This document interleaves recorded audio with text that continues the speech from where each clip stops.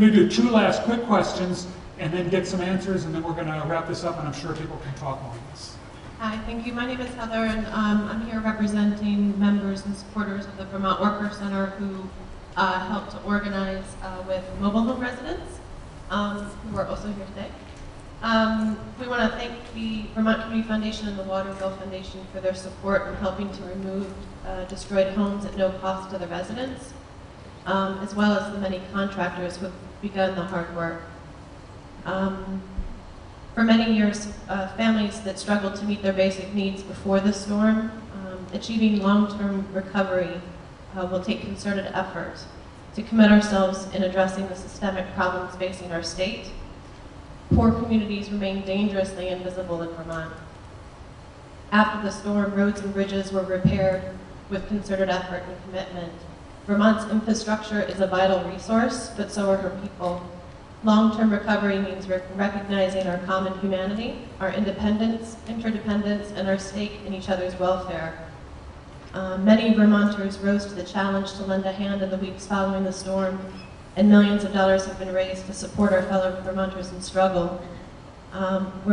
We're very pleased to read in the paper today that a transparent and accountable and simple process is going to be established to distribute the funds, but we're also a little concerned that there might be some unnecessary barriers that will prevent certain people from accessing those funds. We've heard that people are being asked to show documentation of how they use their FEMA money before applying for those funds or accessing those funds, which I think will reduce participation amongst those who need it most.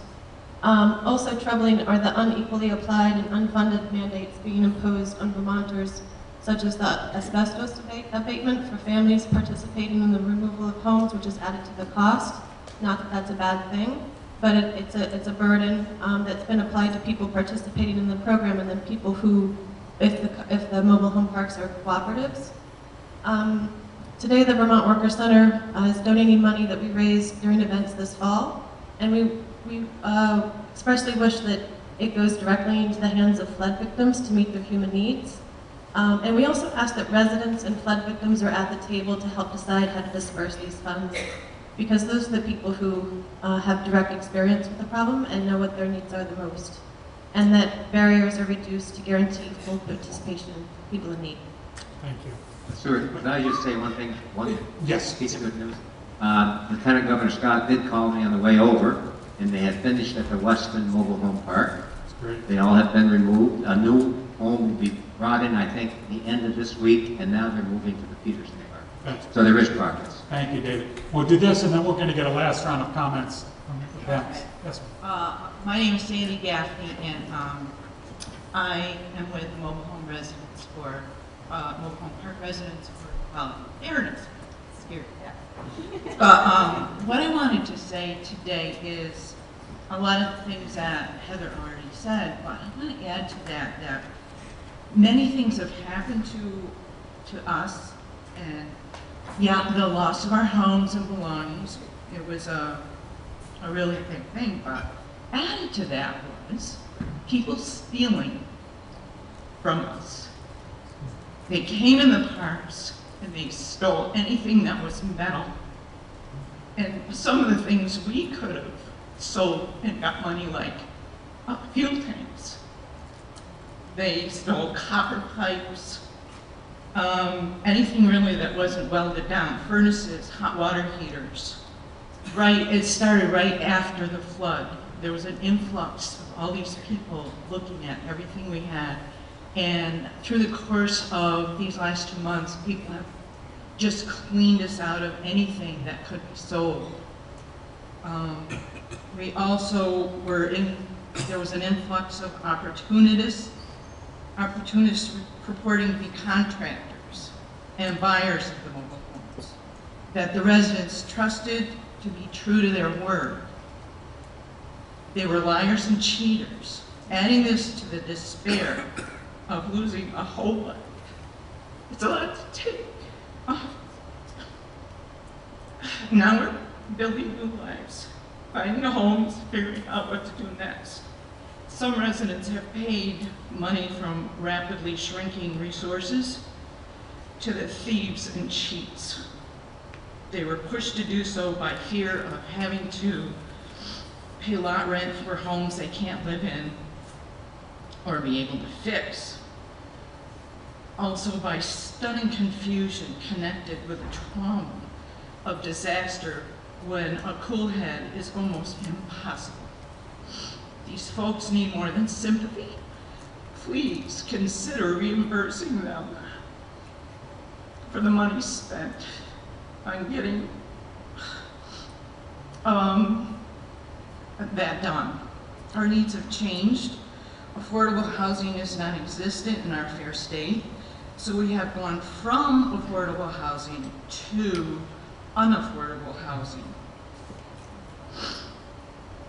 And it's on the same shrinking incomes. And let's face it, all our incomes are shrinking. We're doing our best to carry on. Please consider helping everyone in our state made homeless by Irene. And I've heard things today that makes me believe even the people that have regular homes, we call them stick homes, versus mobile homes. And they have all different needs of their own, and they really need more help, and they don't really have a voice yet. And I wish that they could have a voice. I'm gonna speak for them too. They need furnaces, and they need a lot of things. And FEMA only helped them just a little bit. So they're in real binds financially. And the last thing I would like to say is thank you to the Vermont Community Foundation for helping us out. We really appreciate it. It's really been important to us, and right now I'd like to say this is only the beginning. Thank you, Sandy. Thank you. So, we got Sandy's comment. Somebody may want to respond to that. I want to just give one chance for people to respond to that, or and also, what's the one thing as we walk out of here that we ought to be doing for this? Christopher, I'll start with you. I just want to say thanks. Thanks for your bravery and standing up and speaking for everybody who's having a really, really tough time. Your leadership is very inspiring. Thanks. And I have seen and listened to many others around the state over the course of the last, I don't know how many weeks it is anymore, about 10 weeks now, who have shared from their hearts and have brought themselves richly to the table to let others know what they need and to bring help to offer. The reciprocity that has gone on in the state has been tremendous, and I'm looking forward to it continuing. I'm proud to be a Vermonter right now. I thank you too. Sometimes the face on things is very important, and it reminds me of, there's a group in Vermont called One Vermont. It's a group of folks who work in like human services, and they came together a few years ago and said, every year when the budget cuts come down at the State House, we all start fighting amongst ourselves. Don't cut my program, look over there instead, and it's not okay. I mean, it's not us against, it's not stick houses versus mobile homes or businesses, and you just reminded me of, we are all in this together. And it's not this or that, it's all the things that need to happen, and we should stick together through this, so thank you. I want to thank you as well. The Mobile Home Project has been one that has been really tugging at my heart, and I can tell you that we're doing all we can, but I would echo what you also said, that the Vermont Community Foundation has taken the leadership on this in more ways than one. In our case, our group, we figure our unmet need right now, the maximum that we need to raise is around $10 million. We're just under, or just over 1.8, so we have a long way to go. But that's what gets me up in the morning, and hearing stories like yours makes me really want to get up. Thank you. Well, Sandy, thank you, and thank you for giving voice to those concerns that so many have. I do know, as a final thought here, I believe that the spirit we've seen in the last 10 weeks is the spirit that will carry us for the next 10 months, the next 10 years. It's a spirit that is Vermont through support. Its green beating heart will continue to beat. It'll be stronger and better than ever. And we do it by working together, continuing to look out for one another, just the way we've done. Well, Sandy, thank you. I think when you say you speak for others, I think not only other homeowners, but other Vermonters, there's many in our communities that have been affected that don't actually bring their voice to the table. I think it's part of our responsibility as a Vermont community to provide those people the encouragement and the space to stand up and explain their story. And I thank you for having the courage to do that for many Vermonters tonight. I think it's imperative that we all remember that the magnitude of this disaster will probably never be known. It won't be all accounted for, and it's going to be years in recovery. But I think, as Neale said, and I think we all feel up here, we've actually, in spite of the unfortunate story you told us, that we've also seen the best of Vermont in the wake of Irene. And it's the resource that we're all going to have to draw upon in months and years now.